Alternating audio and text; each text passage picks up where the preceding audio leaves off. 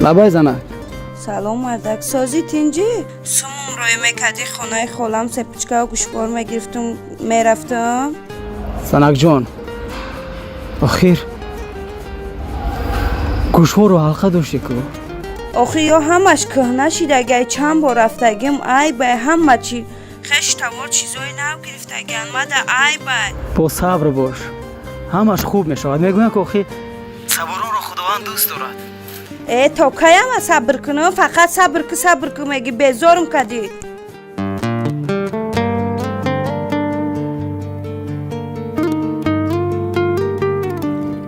شمالی سرد بیگانه مسافر و چی میدانه نمیزر بوی تک خانه مسافر و چی میدانه شمالی سرد بیگانه مسافر و چی میدانه نمیزر بوی تک خانه مسافر و چی میدانه کنی گوشوار تلاید بگوین یک قبیل زنها کنی گوشوار تلاید بگوین یک قبیل زنها زنی به عقل در خانه غریبی رو چی میدونه زنی به عقل در خانه غریبی رو چی میدونه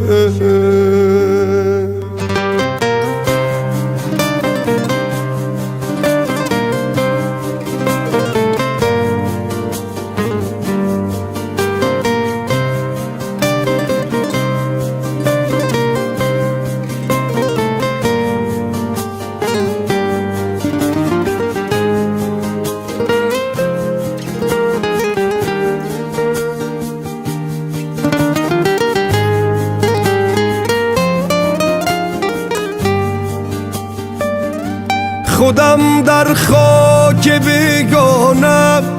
بینوشم آبی بیگانه خودم در خاک بیگانه بینوشم آبی بیگانه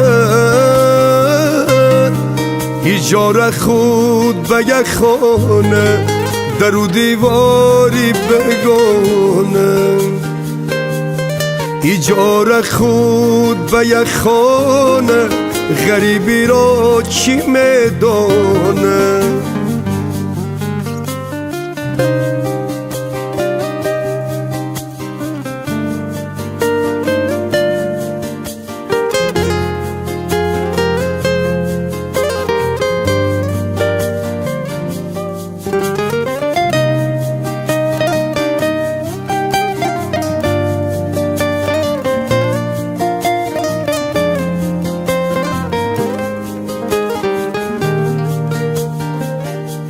همانی که در عمر خود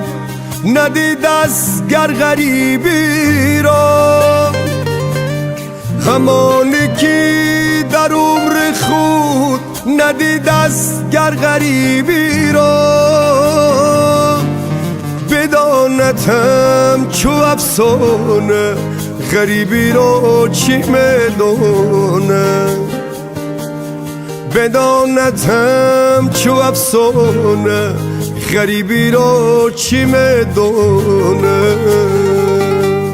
کشیده رنج ها مردی مسافر